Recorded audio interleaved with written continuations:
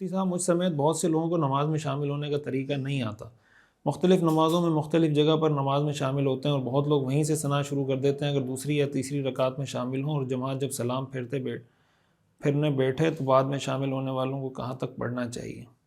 دیکھیں، جماعت میں شامل ہونے کا طریقہ میں اس پر تفصیلی ویڈیوز کئی دفعہ ریکارڈ کروا چکا ہوں۔ ہمارے چینل پہ میں نے پورا نماز کورس کروایا ہے، 11 اسباق کا 11 سبق ہیں اس میں۔ تو آپ اگر میں گزارش کروں گا جتنے بھی سننے والے ہیں ہمارا وہ کورس پورا سن لیں ایک دفعہ، اس پہ موجود ہے۔ یہ چیزیں بڑی محنت سے اور بہت زیادہ مطالعہ اور ساری چیزیں کر کے تیار کیا جاتا ہے۔ تو آپ حضرات اتنی زحمت فرما لیا کریں کہ یہ جو سیریز ہوتی ہے اس کو ترتیب سے سن لیں، تھوڑا تھوڑا سن لیں، 5 منٹ، 10 منٹ، آدھا گھنٹہ۔ میں مختصر بتا دیتا ہوں۔ جماعت میں شامل ہونے کا طریقہ یہ ہے کہ جب آپ مسجد میں آئیں، امام جس پوزیشن میں بھی ہو آپ اس پوزیشن میں شامل ہو جائیں امام کے ساتھ۔ طریقہ یہ ہے کہ آپ پہلے اللہ اکبر کہیں، ہاتھ کانوں تک اٹھائیں، کھڑے ہونے کی حالت میں، چلتے پھرتے یا رکوع میں جاتے ہوئے یا جھکتے ہوئے نہیں، کھڑے ہونے کی پوزیشن میں اللہ اکبر کہیں۔ جب اللہ اکبر کہہ دیں کھڑے ہونے کی حالت میں، پھر امام جس پوزیشن میں ہے، وہ رکوع میں ہے، سجدے میں ہے، قعدے میں ہے، تحیات میں ہے، تو دوسری دفعہ اللہ اکبر کہہ کر اس کے ساتھ وہاں شامل ہو جائیں۔ اگر وہ رکوع میں ہے تو ایک دفعہ آپ نے اللہ اکبر کہا، یہ نماز شروع ہو گئی، پھر اللہ اکبر کہا، رکوع میں چلے گئے، یا سجدے میں تھے اللہ اکبر کہا تو سجدے میں چلے گئے۔ یہ طریقہ ہے نماز میں شامل ہونے کا۔ اس کے بعد یہ جو آپ نے کہا کہ ثنا پڑھی جاتی ہے، تو امام کے ساتھ جب آپ درمیان میں، نماز کے درمیان میں شامل ہوتے ہیں تو پھر آپ ثنا نہیں پڑھیں گے، بس آپ خاموشی کے ساتھ امام کے پیچھے کھڑے رہیں گے۔ اور جب امام سلام پھیر دے گا، امام کے سلام پھیرنے کے بعد جب آپ کھڑے ہوں گے تو پھر آپ ثنا پڑھیں۔ اگر آپ کی کوئی رکعت رہ گئی ہے، ثنا پڑھیں، اعوذ باللہ پڑھیں، بسم اللہ پڑھیں، سورہ فاتحہ پڑھیں، اس کے ساتھ سورت پڑھیں، اور پھر اپنی ایک رکعت اگر رہ گئی مکمل کریں۔ 2 رکعتیں رہ گئی ہیں تو پھر دوسری رکعت میں سورہ فاتحہ اور سورت ملائیں۔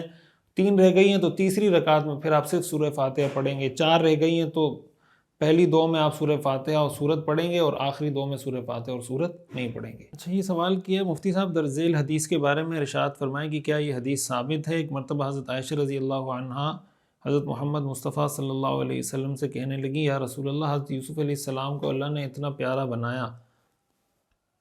تب حضور صلی اللہ علیہ وسلم نے آپ مسکرا پڑے اور اچانک ایسا نور ٹپکا کہ حضرت عائشہ بے ہوش ہو گئی، اور آپ کو حضور اکرم صلی اللہ علیہ وسلم نے آنکھوں پر ہاتھ پھیرتے ہوئے کہا، عائشہ یہ تو ایک جھلک تھی، اللہ نے مجھے 70 پردوں میں چھپا رکھا ہے۔ محمد اسجد جنید، انڈیا سے۔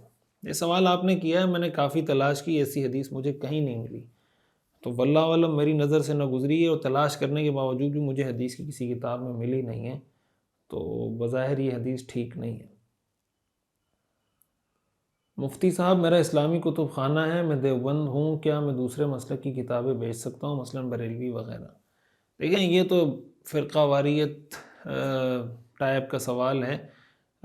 میں ایک اصولی بات یہ عرض کر دیتا ہوں کہ کوئی بھی ایسی کتاب فروخت کرنا، کوئی بھی ایسا مواد فروخت کرنا جس میں یعنی کسی بدعت کی طرف منسوب اہل بدعت کا یا ان کی باتوں کو، ان کے آئیڈیاز کو فروغ دیا جا رہا ہو، تو اس سے اپنے آپ کو بہرحال بچانا چاہیے۔ باقی یہ کہ ہم اس کو یہ نہیں کہیں گے کہ جو آدمی اس طرح کی کتابیں بیچ رہا ہے تو اس کی کمائی ناجائز ہو جائے گی۔ کمائی تو ناجائز نہیں ہے، لیکن بہرحال ایک اگر بدعتی کی کوئی کتاب ہے وہ فروخت ہو رہی ہے تو بدعت کی ترویج ہوگی، کسی گمراہ کی کتاب ہے وہ فروخت ہو رہی ہے تو گمراہی کی ترویج ہوگی، کسی بدعقیدہ کی کتاب ہے وہ فروخت ہو رہی ہے تو بدعقیدگی کی ترویج ہوگی، اس کی اشاعت ہوگی۔ تو اس لحاظ سے اگر دیکھا جائے تو اس سے اپنے آپ کو بچانا چاہیے، لیکن بہرحال اس کی انکم اور کمائی وہ ناجائز نہیں ہوگی۔ مفتی صاحب، میرا سوال یہ ہے، سنتوں کی تیسری رکعت میں غلطی سے قعدے میں بیٹھ جائیں تو سجدہ سہو کرنے سے نماز ہو جاتی ہے؟ بنت عبدالصمد، کراچی سے۔ سنتوں کی تیسری رکعت میں غلطی سے، جی بالکل، سجدہ سہو کریں گے تو نماز ہو جائے گی۔ مفتی صاحب، کبیرہ گناہ ہو چکے ہوں تو توبہ کرنے کے لیے کوئی عظیم جگہ جانا پڑے گا، مثلا حرم شریف میں، یا کہیں بھی توبہ کر سکتے ہیں؟ دیکھیں، اللہ غفور الرحیم ہے، اللہ تواب ہے، رحمان ہے، رحیم ہے۔ آپ اللہ سے دل میں بھی معافی مانگ لیں گے نا، آنسو کا ایک قطرہ بہا دیں گے کہیں پر بھی، اللہ معاف کرنے والا ہے۔ حدیث میں آتا ہے کہ اللہ کی نظر میں 2 قطرے بڑے قیمتی ہیں، ایک وہ شہید کا قطرہ جو میدان جہاد میں بہتا ہے، اور ایک خون کا وہ قطرہ جو ندامت کا آنسو کسی گناہگار کی آنکھوں سے ایک ندامت کا آنسو، ایک قطرہ نکلتا ہے، اللہ کی نظر میں اس کی بڑی ویلیو اور بڑی قدر ہے۔ اس لیے جتنے بھی بڑے سے بڑے گناہ ہو جائیں، اللہ سے کبھی مایوس نہیں ہونا چاہیے۔ اللہ تعالیٰ نے اتنا توبہ کا دروازہ ایک تو کھلا رکھا ہے مرتے دم تک، اور دوسرا اس کو اتنا آسان کر رکھا ہے کہ آپ گاڑی میں جا رہے ہیں، چلتے چلتے آپ دل ہی دل میں سوچ لیں کہ یار مجھ سے یہ گناہ ہوا ہے، میں اس سے توبہ کرتا ہوں، اللہ کے سامنے اپنی بس یعنی اللہ کے ساتھ ڈائریکٹ ہو جائیں، بات راز و نیاز شروع کر دیں، اللہ کے ساتھ گفتگو شروع کر دیں کہ اللہ میں اس گناہ سے توبہ کرتا ہوں، آئندہ نہیں کروں گا۔ آپ کو کہیں جانے کی ضرورت نہیں۔ بہت اچھی بات ہے کسی کو اللہ نے وسائل دی ہوں، وہ حرم شریف جائے، مکہ مکرمہ جائے، مدینہ منورہ جائے، اللہ کے دربار میں حاضر ہو، اللہ کے رسول کے دربار میں حاضری دے، سبحان اللہ، سعادت کی بات ہے۔